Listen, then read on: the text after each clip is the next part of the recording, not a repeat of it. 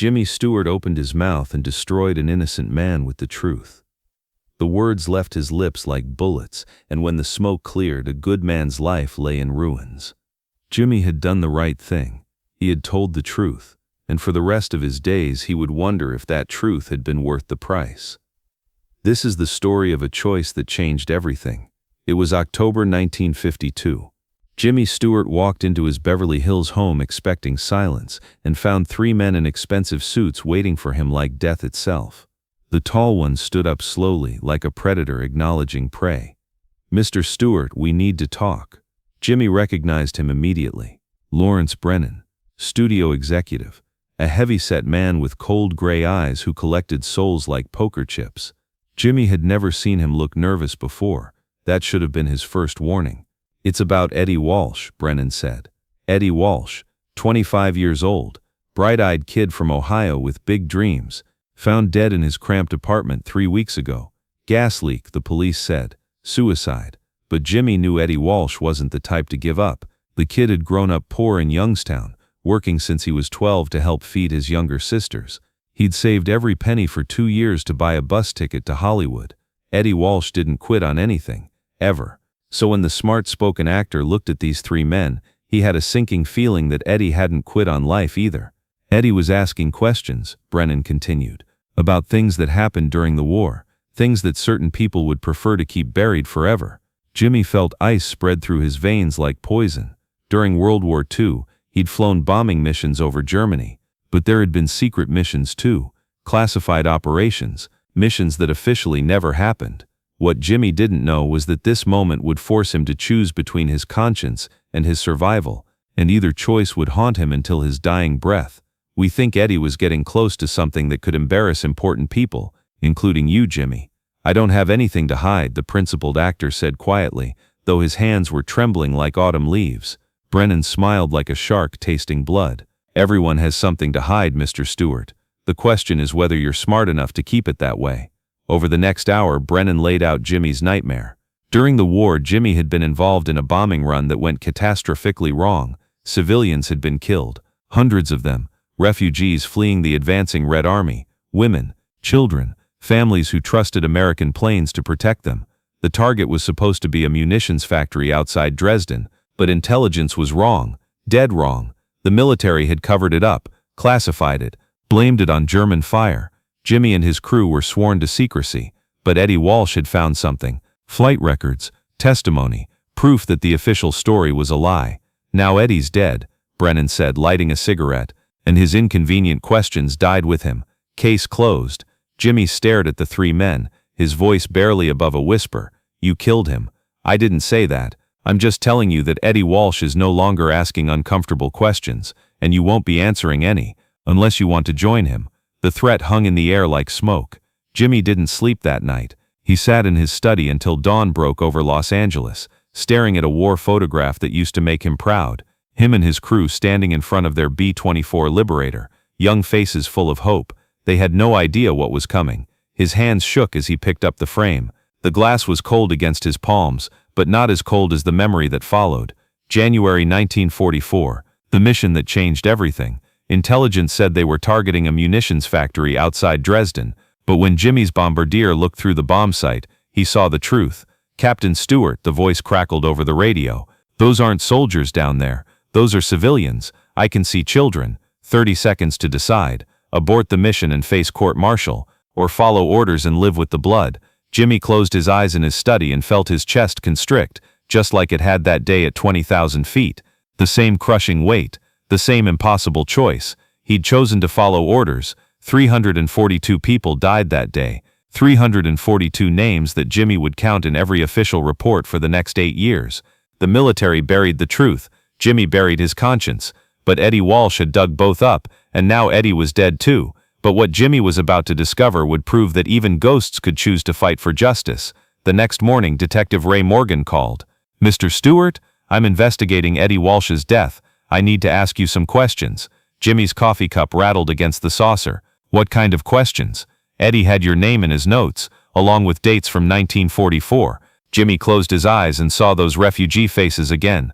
"Detective, some very dangerous people don't want you looking into Eddie's death.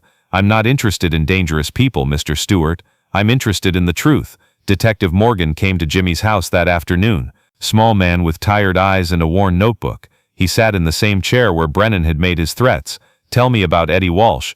Jimmy took a breath that felt like drowning. I never met him personally, but I think I know why he died. For 2 hours, Jimmy told Detective Morgan everything.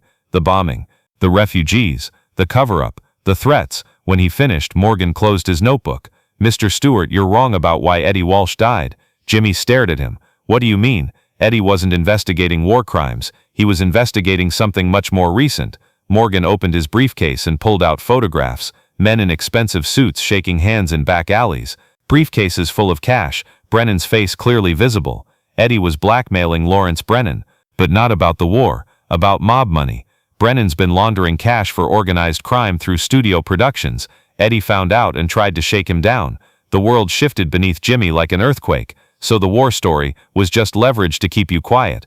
Brennan figured if he could make you think you were protecting yourself, you wouldn't ask questions about Eddie's real investigation. Morgan leaned forward. I can't prove Brennan killed Eddie, not without a witness, someone credible who can testify about his threats. Jimmy understood. You want me to testify? I want you to tell the truth, even if it destroys everything you've built.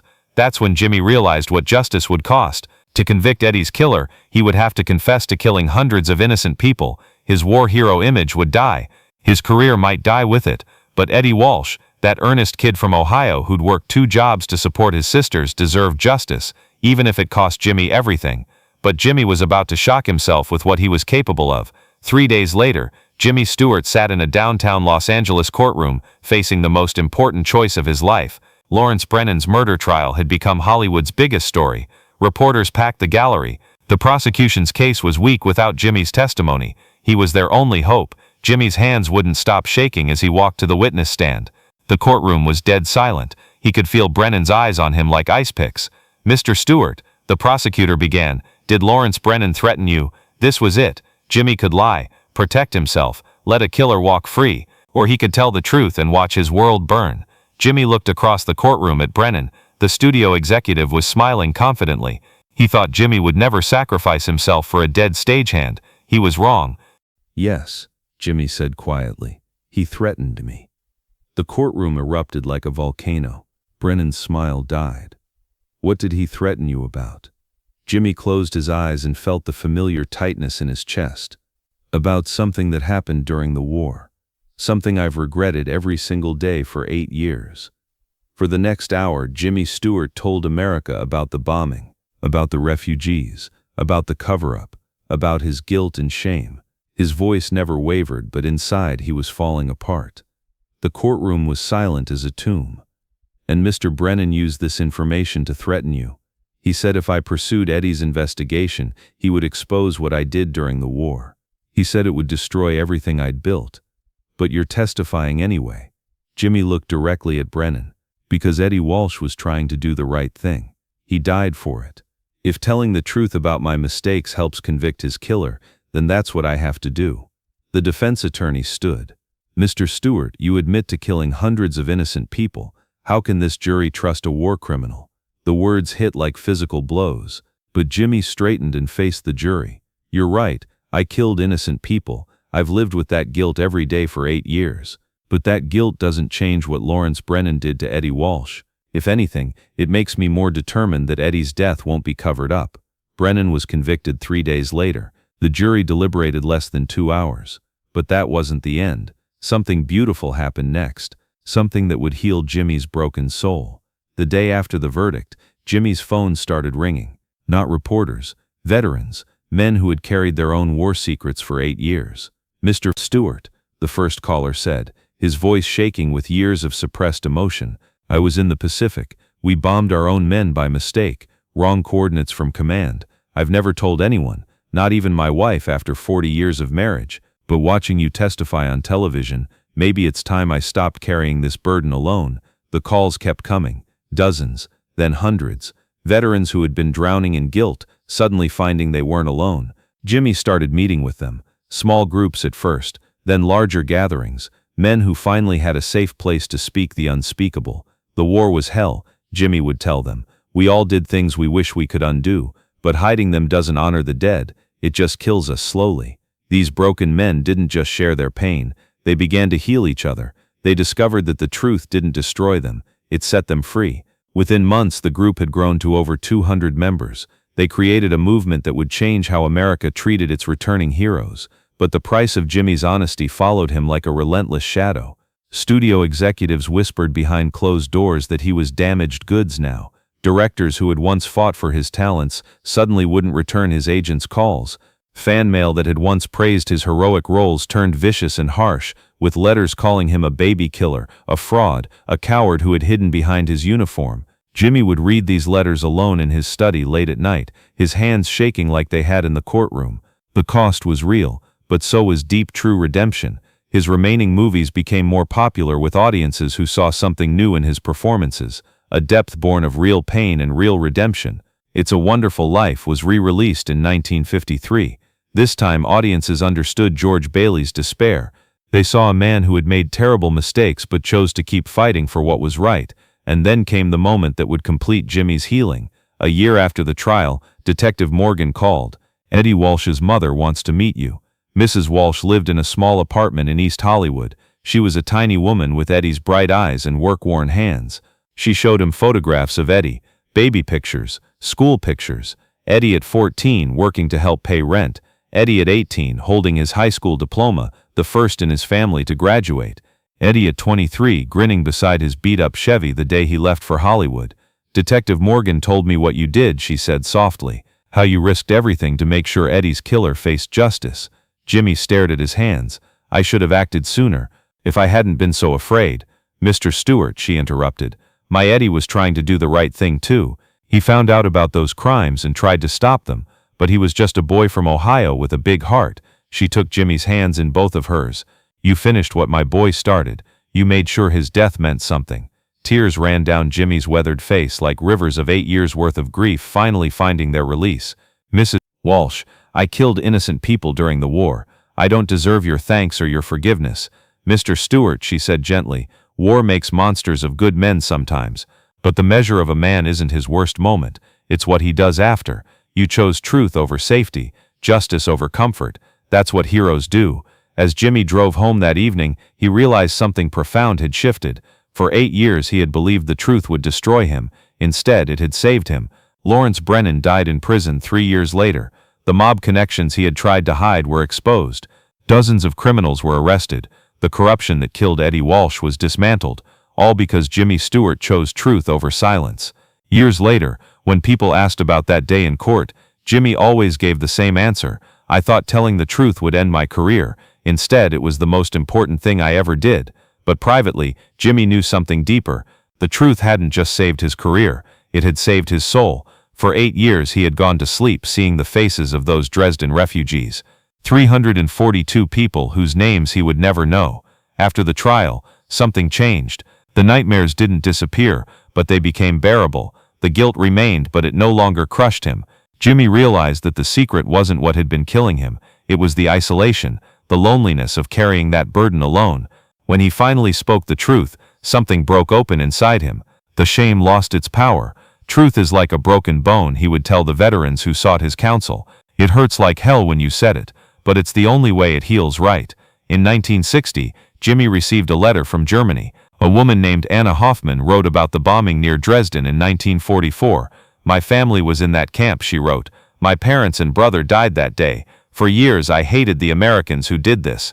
But when I read about your testimony, I realized something. You were a soldier following orders. You have carried guilt for so long as I have carried anger. Perhaps it's time for both of us to find peace." Jimmy read the letter 12 times. Then he wrote back. It began a correspondence that lasted 20 years. Through their letters, Jimmy learned about the people he had killed, not numbers in a report. Real people with names and dreams. "The truth doesn't erase the past," he would write to Anna, "but it makes the present bearable." The last entry in Jimmy Stewart's diary, written before his death in 1997, said simply, "I spent 8 years afraid of the truth. I should have been afraid of the lies. So I want to ask you something personal. Have you ever had to choose between protecting yourself and doing what's right? Have you ever carried a secret so heavy it was crushing your soul?" Jimmy Stewart learned something that changed everything for him. Sometimes the thing we're most afraid to say out loud is exactly what someone else needs to hear.